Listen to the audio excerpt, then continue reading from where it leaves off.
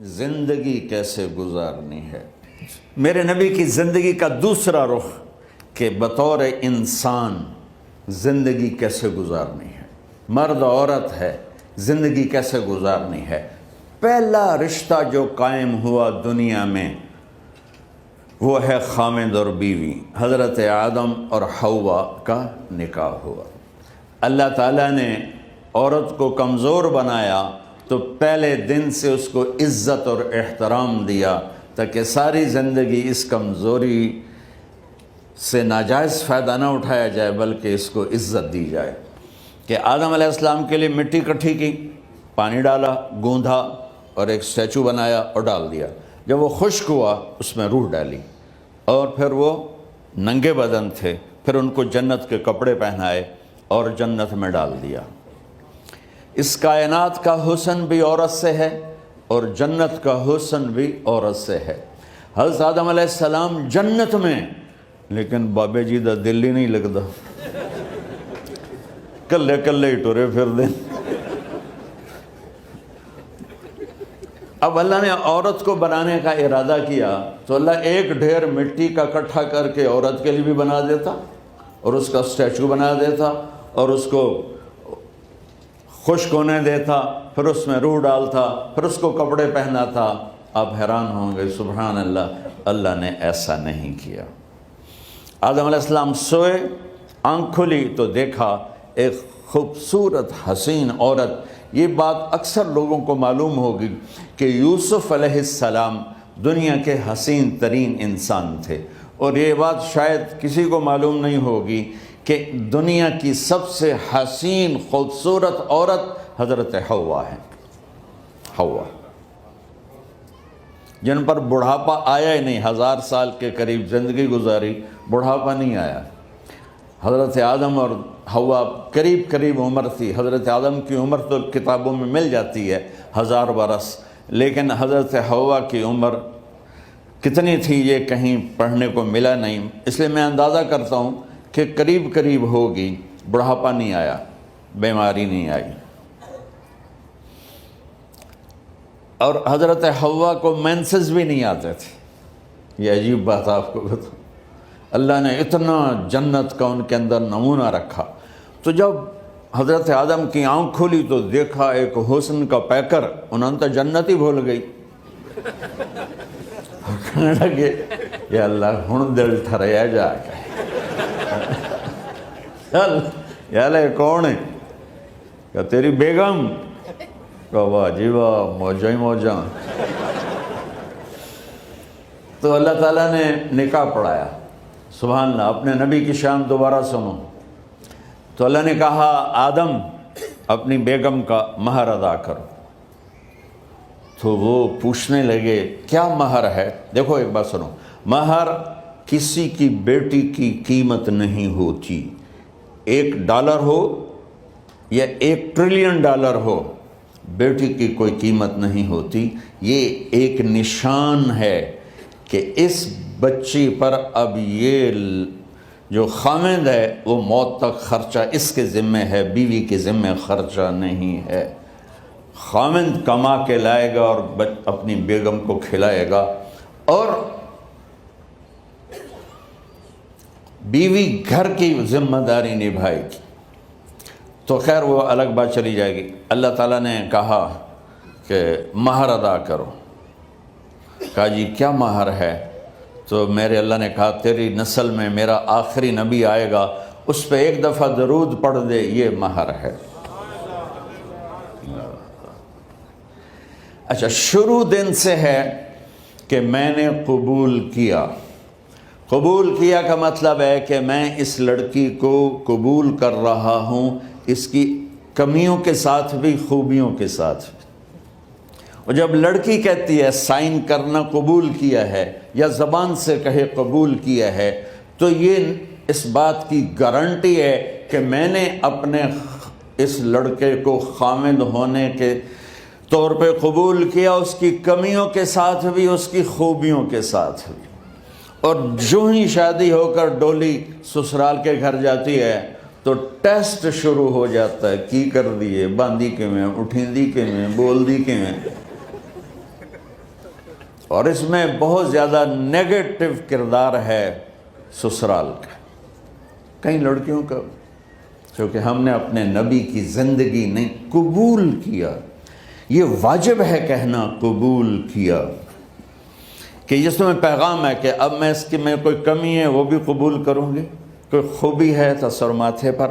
اور لڑکا کہتا ہے کہ میں اسے قبول کرتا ہوں, اس کی خوبیوں کے ساتھ بھی کمیوں کے ساتھ بھی. یہ بات یاد رکھنا, پرفیکشن کبھی تلاش نہ کرنا, پرفیکشن کبھی تلاش نہ کرنا. اللہ نے 100 نمبر نہیں مانگے, 51, ایک نمبر اوپر ہو گیا. گناہ تمہارے 50 ہیں اور نیکی تمہاری 51 ہے, تو اس ایک پر ہم تمہیں جنت میں ڈال دیں. اب کوئی خامد اپنی بیوی میں پرفیکشن دیکھنا چاہے, بیوی اپنے خامد میں پرفیکشن دیکھنا چاہے, ساس سسر اپنی بہو میں, ساس سسر اپنے داماد میں, بھائی اپنے بھائی میں, ماں باپ اپنی اولاد میں, اولاد اپنے ماں باپ میں, جہاں یہ نظر ہوگی تو وہاں لڑائی ہوگی. کمیوں کے ساتھ قبول کرو. قبول کا لفظ اتنا واجب ہے,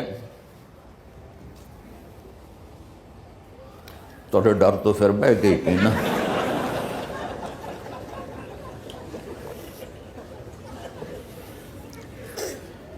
قبول کا لفظ اتنا ضروری ہے کہ اس کے بغیر نکاح ہی نہیں ہوتا. میں یہ کئی جگہ لطیفہ سنا چکا ہوں, اور واقعی قصہ بھی ہے, ایسے لطیفہ نہیں ہے. میرے دوست ہیں, ذمہ دار ہیں اچھے, تو ان کے گاؤں کا ایک بچہ چھوٹی عمر میں بسوں پہ جا کے نا وہ جاب پہ لگ گیا. تو اس کا کام ہوتا ہے بس کو صاف کرنا, ڈرائیور کو چائے پلانا, اور جہاں کہیں رش ہو تو اس کو ڈائریکشن دینا, استاد جی کٹ لو, استاد جی آن دیو, استاد جی جان دیو. تو یہ اس کا محاورہ بن جاتا ہے. اب اس کا نکاح ہوا تو مولانا صاحب نے کہا بھائی عبد الرحمن, میں فرضی نام لے رہا ہوں, نام مجھے اس کا یاد نہیں, عبد الرحمن زینب بنت اسلم نو تیرے نکاح دیتا 500 مہر تو قبول کیتا. تھوڑی دیر سوچ کے کہندا جی آن دیو. اس نے ساری زندگی آن دیو ہی سیکھا تھا. تو اس کے بھائی نے اس کو کوئی نہیں ماری, تو کہنے لگا جی جان دیو. مولانا صاحب نے کہا آن دیو جان دیو نال کم نہیں بننا, تو آگا میں قبول کیتا.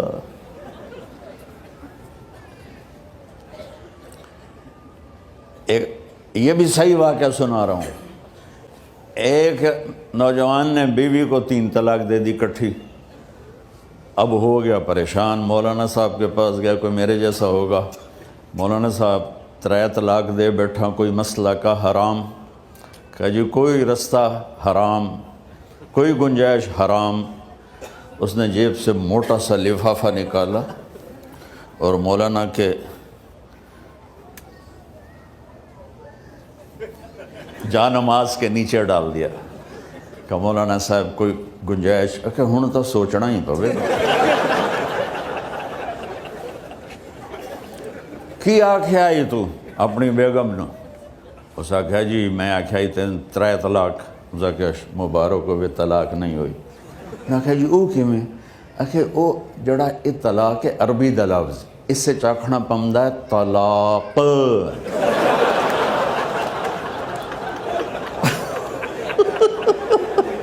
یہ آپ کو صحیح واقعہ سنا رہا ہوں. تو تم نے تو چھوٹے کاف کے ساتھ کہا ہے طلاق. او کاف تا کتے آلا ہے, موجاں کر. ایک لفافہ ہو راوے تو چاہے ساری زندگی دا حلال کر دے. لفظ قبول اتنا ضروری ہے. تو میرے نبی نے 11 شادیاں کی, اللہ کی قسم شوق کی نہیں تھی. ما تزوجت وما زوجت الا بوحی من السماء نزل به جبریل. کہ لوگوں سن لو میری بات غور سے, مجھے عورت کی کوئی رغبت نہیں ہے. میں نے جہاں شادی کی, جہاں بیٹی کی شادی کی, پہلے اللہ نے آسمان سے جبریل بھیج کے حکم دیا, پھر میں نے قدم اٹھایا. تو پہلا رشتہ خاوند اور بیوی ہے جو اس کائنات میں جڑتا ہے. یہ دنیا کا سارے رشتوں میں نمبر 1 رشتہ ہے، سب سے خوبصورت رشتہ ہے، سب سے اہم رشتہ ہے، سب سے بڑا رشتہ ہے۔ والدین کے لیے چند آیات ہیں، اولاد کے لیے چند آیات ہیں، بہن بھائیوں کے لیے چند آیات ہیں، خاوند اور بیوی کے لیے سینکڑوں آیات ہیں، سینکڑوں۔ تو اگر آپ اپنے گھروں میں کامیابی دیکھنا چاہتے ہو، اپنے گھر کو ہاؤس کی بجائے ہوم دیکھنا چاہتے ہو، خوشی کا اگر آپ اسے گہوارہ بنانا چاہتے ہو، اللہ کی قسم ڈگریوں سے نہیں ہوگا، محبت سے ہوگا۔ میرے نبی سے پوچھا گیا یا رسول اللہ اسلام کا سب سے مضبوط عمل، نہیں، میرے نبی نے سوال کیا، بولو بھائی اسلام کا سب سے مضبوط عمل کیا ہے؟ صحابہ نے کہا نماز۔ نہیں، سبحان اللہ، ابھی میں نماز کی کتنی اہمیت بتا چکا ہوں۔ انہوں نے عرض کیا جہاد، آپ نے فرمایا نہیں۔ تو صحابہ نے عرض کیا روزہ، آپ نے فرمایا نہیں۔ اللہ اکبر۔ کہ یا رسول اللہ حج، آپ نے فرمایا نہیں۔ تو سارے صحابہ حیران ہو گئے، یا رسول اللہ نماز، جہاد، روزہ، حج، تو پھر کیا ہے؟ اب سننا سارے بہن بھائی، مستورات، بچے بچیاں، آپ نے فرمایا اسلام کا سب سے مضبوط اور بڑا عمل ہے آپس میں اللہ کے لیے محبت کرنا۔ اگر آپ اپنے گھروں میں حسن دیکھنا چاہتے ہو تو ایک دوسرے سے محبت کرو، اظہار محبت کرو، اور محبت کے پیدا ہونے کے لیے بہت ساری چیزیں ہیں، لپیٹ کے 2 میں کر لیتا ہوں، 2 میں۔ بیوی کی خوبی دیکھو، کمی نہ دیکھو، خاوند کی خوبی دیکھو، کمی نہ دیکھو، پہلی بات۔ دوسری بات، اس زبان سے زہر نہ اگلو محبت کے پھول، اس زبان سے کڑوے جملے نہ ہوں، طنز نہ ہو، ٹانٹنگ نہ ہو، بےعزت نہ کرو، انسلٹ نہ کرو، تو آپ کے دل جڑ جائیں گے۔ یاد رکھو شکلوں سے زندگی آباد نہیں ہوتی، زندگی اخلاق سے آباد ہوتی۔ تو اپنے گھر سے ٹانٹنگ نکال دو۔ نہ کہا کا مطلب ہے بارش کا زمین میں جذب ہو کر یکجان ہو جانا، 2 زندگیوں کا محبت میں جذب ہو کر یکجان ہو جانے کو نکاح کہتے ہیں۔ نہ کہا آنکھوں میں نیند کا اتر کے سلا دینا، نہ کہا خاوند اور بیوی کا ایسی محبت دینا کہ چین کی نیند آ جائے، نہ کہا اعتماد کرنا، بھروسہ کرنا، خاوند بیوی پہ بھروسہ کرے، بیوی خاوند پہ بھروسہ کرے۔ اے نوے لوک کے فون چیک ہو رہے ہوئے، کال کتنے کی تھی، کال کتنے کی تھی۔ عزت دو، اعتماد کرو۔ چوتھا مطلب درخت کا چھاؤں بنا دینا، نہ کہا میاں اور بیوی، خاوند اور بیوی کا محبت کی ایسی چھاؤں بنانا کہ اس کے نیچے اولاد کا پودا خوبصورتی سے پیدا ہو سکے۔ نہ کہا، صرف لفظ نکاح کے مطلب بتا رہا ہوں، نہ کہا مریض کو، کدھر ڈاکٹر بیٹھے ہیں، میرے سامنے بیٹھے ہیں، مریض کو دوا ایسی دینا کہ وہ شفا یاب ہو جائے، آپس کے ایسے تعلق بنانا کہ زندگی کو شفا مل جائے۔ میرے بھائی بہنوں، میں آپ کو اپنے نبی کی زندگی بتا رہا ہوں۔ میرے نبی نے 11 شادیاں کی، اللہ ذوالجلال کی قسم، صرف ہمیں زندگی سکھانے کے لیے کہ گھر کی زندگی کیسے ہوتی ہے اور اولاد کو کیسے پالا جاتا ہے۔ اب لوگ کیا مجبوریاں ہیں کہ عورت بھی جاب کرتی ہے، مرد بھی جاب کرتا ہے۔ عورت کی سب سے بڑی جاب اپنی نسل کو پالنا ہوتا ہے۔ جب یہاں ٹائم نہیں ملتا بچے کو، نہ ماں سے ملتا ہے نہ باپ سے ملتا ہے، تو پھر وہ جنگل کا پودا بن جاتا ہے۔ یہ تو وینکوور ہے، فیصل آباد کی بات سناتا ہوں۔ میرے بچے جس اسکول میں پڑھتے تھے ان کے پرنسپل سے میری دوستی تھی، میں ملنے گیا ایک دن، تو کہنے لگے جی عجب واقعہ ہوا ہے کہ یہاں 2 بچے پڑھتے ہیں، ان کی ماں بھی ڈاکٹر ہے اور باپ بھی ڈاکٹر ہے، تو وہ دونوں آئے ہیں میرے پاس کہ ہمارے بچوں نے 3 دن ہو گئے ہیں گھر میں کھانا نہیں کھایا، تو ہم پریشان ہیں، ہمیں بتاتے نہیں، کائنڈلی آپ پوچھ کے بتائیں کہ وہ کھانا کیوں نہیں کھا رہے۔ ایک باری کر کے بھی دکھا دو.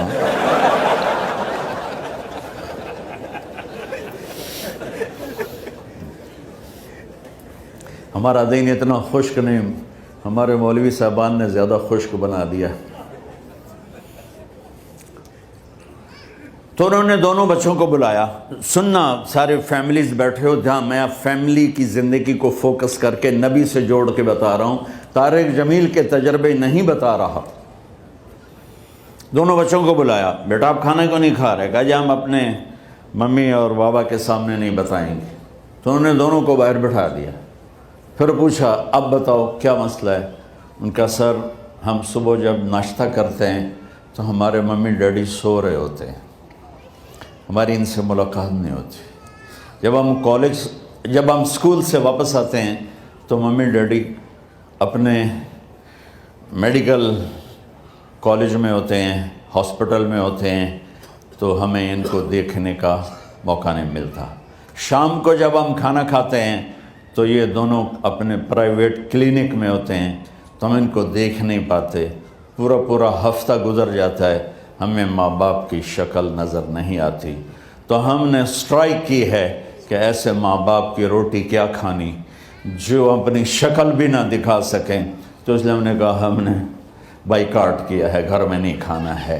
تو ایسی لائف مت بناؤ. یہاں ایک بہت بڑا چکر شیطان دیتا ہے، بڑی گاڑی لے لو، $100 کی قسط تو ہے، اور بڑا گھر لے لو، $200 یا $100 کی قسط تو ہے. پھر میاں بھی کام کرے، بیوی بھی کام کرے، جو کہ بڑا گھر باقی رہے، تو خوشیاں تو مٹ گئیں. جو ڈبل جاب کرے گا، پھر ڈبل جاب کرتے ہیں. ڈبل جاب کرنے والا بیچارہ تھکا ہوا ذہن لے کے آتا ہے، وہ کیسے ٹائم دے گا اپنے بچوں کو خوشی کے ساتھ؟ جو ماں جاب کر کے آئے گی پھر کھانا پکائے گی، وہ جب اتنی تھک جائے گی تو اپنے بچوں کو کھلا ٹائم کیسے دے سکے گی؟ پوری کائنات کی ذمہ داری تھی میرے نبی کے سر پر، اور آپ اس کے باوجود روزانہ حسن حسین کے لیے وقت نکالتے تھے.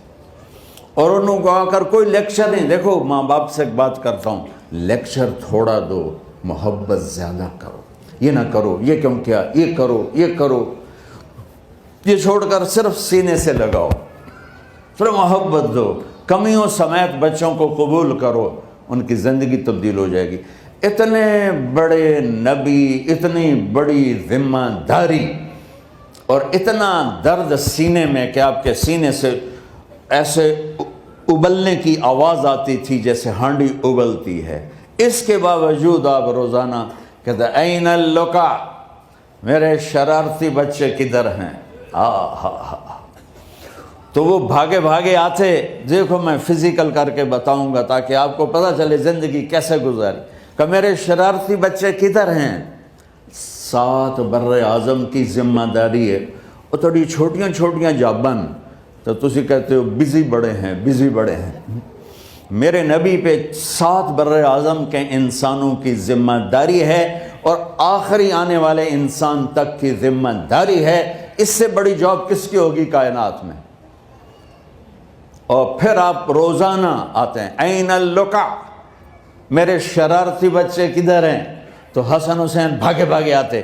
آپ ان کے لیے یوں ہو جاتے تھے، آؤ بھائی میری کمر پہ چڑھ جاؤ. اپنے نبی کی عظمت کو جانو کہ انہوں نے زندگی کیسے سکھائی. چاند کے 2 ٹکڑے کر دینا کوئی معمولی بات ہے، آسمان چیر کے چلے جانا معمولی بات ہے، ایک زندگی سکھا کے جانا سب سے بڑی بات ہے. کتنی اولادیں برباد ہو گئیں ماں باپ کی وجہ سے، کتنے گھر اجڑ گئے ساس سسر کی وجہ سے، کتنے گھر اجڑ گئے لڑکی کے بدتمیز ہونے کی وجہ سے، کتنے گھر اجڑ گئے لڑکے کے شرابی اور باہر کی گندگی کی وجہ سے. زندگی سیکھو. یہ اتنے بڑے نبی ہو کر آپ یوں ہو رہے ہیں جیسے میں نے آپ کو کر کے دکھایا. دونوں کو اوپر بٹھا لیتے اور کمرے میں چکر لگاتے تھے، پھر یوں کر کے پوچھتے تمہارا اونٹ کیسا ہے؟ سوال. پھر دونوں کو اتار دیتے اور اپنی نواسی زینب، جن کو حضرت علی کی وراثت ملی کس کی؟ علم کی، فصاحت اور بلاغت کی، ان کو کمر پہ بٹھا لیتے اور اکیلی زینب کو پورے گھر میں چکر لگواتے تھے۔ اور بھی دکھ ہیں زمانے میں محبت کے سوا، راحتیں اور بھی ہیں وصل کی راحت کے سوا، کیا صرف کمانا ہی کام ہے؟ ادھار کی زندگی سے بچو، خوش و خرم رہو، اس کو قسط دینی ہے، یہ قسط دینی ہے، یہ قسط دینی ہے، یہ دینی ہے، سر میں درد نہیں ہوگا تو اور کیا ہوگا؟ تو آپ اتنے بڑے عظیم ہو کر وقت نکال رہے ہیں، اور حضرت ابو ہریرہ فرماتے ہیں میری آنکھوں نے دیکھنا سارے کہ آپ نے کبھی حسن کبھی حسین یہاں جیسے مائیں کرتی ہیں ادھر کھڑا کیا ہوا ہے اور جھولا جھلا رہے ہیں ایسے، اور ان کے دونوں ہاتھ پکڑ کر کہہ رہے ہیں آ جاؤ اوپر آ جاؤ، اوپر آ جاؤ، آگے پہاڑی ہے، اوپر آ جاؤ، آگے پہاڑی ہے، تو ایسے ایسے آتے، اور اوپر آؤ، وہ یہاں آ جاتے، آگے آؤ، وہ یہاں آ جاتے، آگے آؤ، وہ یہاں آ جاتے، تو پھر آپ یوں ہو جاتے، آگے آؤ، تو چڑھتے چڑھتے یہاں آ جاتے، جب وہ یہاں آ جاتے تو آپ ان کے ہاتھ فکس کر کے آگے بڑھ کر ان کے ہونٹوں کا بوسہ لیتے اور کہتے یا اللہ میں ان سے پیار کرتا ہوں، تو بھی ان سے پیار فرما۔ بھائیو اللہ کی قسم، پیسے سونے چاندی سے زندگی میں خوبصورتی نہیں آتی، نبی کی غلامی سے زندگی میں خوبصورتی آتی ہے۔ اتنے بڑے نبی ہیں اور حضرت عائشہ سے کہہ رہے ہیں دوڑ لگائیں۔ یہاں کسی مولانا سے پوچھو اپنی بیوی سے کبھی کہا اس نے کہ دوڑ لگائیں؟ الٹا سوٹا لے آتے کھل ہو جائے گا۔ عائشہ دوڑ لگائیں، اور واپسی کہاں سے ہو رہی ہے؟ دوڑ کہاں لگ رہی؟ جہاد کے سفر سے واپسی ہو رہی، اور آپ نے اپنے صحابہ سے کہا سب آگے چلے جاؤ۔ جب سارے آگے چلے گئے اور کوئی نظر نہیں آ رہا تو آپ نے کہا عائشہ آؤ دوڑ لگائیں، تو حضرت عائشہ کہتے ہم نے دوڑ لگائی تو میں آگے نکل گئی، لیکن ابھی پیچھے رہ گئے۔ کچھ سال گزرے تو پھر ہم سفر سے واپس آ رہے تھے تو آپ نے صحابہ سے فرمایا سب آگے چلے جاؤ، چلے گئے۔ آپ نے کہا عائشہ دوڑ لگائیں؟ کہ جی لگائیں۔ کون دنوں میں ذرا موٹی ہو گئی تھی تو پھر اللہ کے نبی آگے نکل گئے، میں پیچھے رہ گئی، تو آپ نے کہا عائشہ ہذہ بتلک، آج تو اور میں